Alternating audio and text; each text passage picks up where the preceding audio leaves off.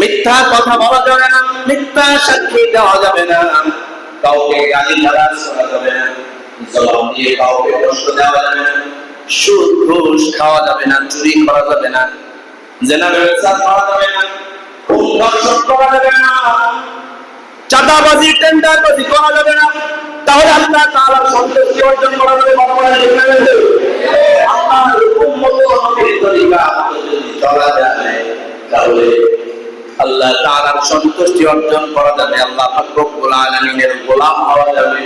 আল্লাহ পাক রব্বুল আলামিন কঠিন কিয়ামতের ময়দানে যেদিন কেউ কারো পরিচয় দিবে না, সবাই শুধু ভাবতে থাকবে يوم يفر المرء من أخيه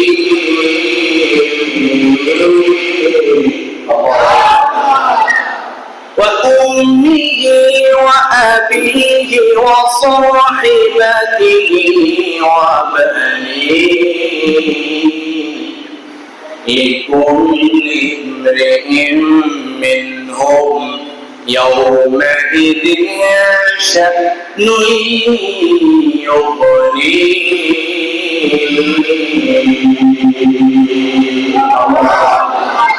কঠিন কিয়ামতের ময়দানে সেদিন এক ভাই আরেক ভাই থেকে পলায়ন করবে।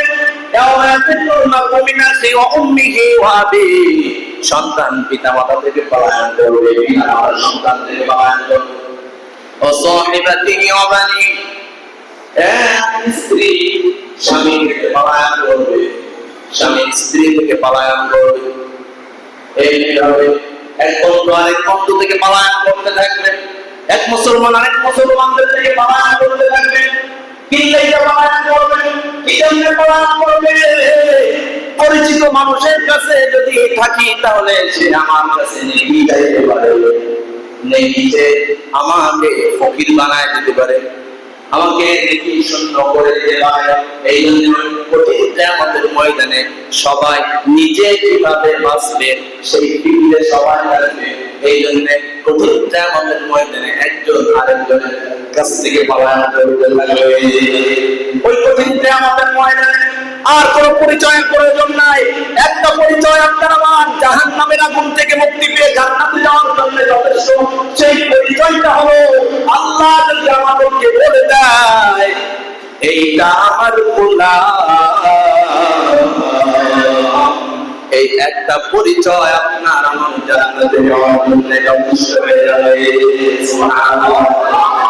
আল্লাহ যে আপনাকে আমাকে গোলাম বলে পরিচয় দিলেন, দুনিয়াতে যদি আল্লাহর গোলামি না করা হয়, আল্লাহ আপনাকে গোলামি আর দাসত্ব যদি না করা হয়, নামাজ না পড়া হয়, রোজা না রাখা হয়, যাকাত না দেওয়া হয়, হজ না করা হয়, পর্দায় না চলা হয়, এক কথায় দুনিয়ার জিন্দেগিকে আল্লাহর হুকুম মতো নবীর তরিকা মতো যদি না চলা যায়, আল্লাহ আমাদেরকে গোলাম বলে পরিচয় দিবেন না, আবার নবী আপনাকে আমাকে উম্মত বলে পরিচয় দিবেন না।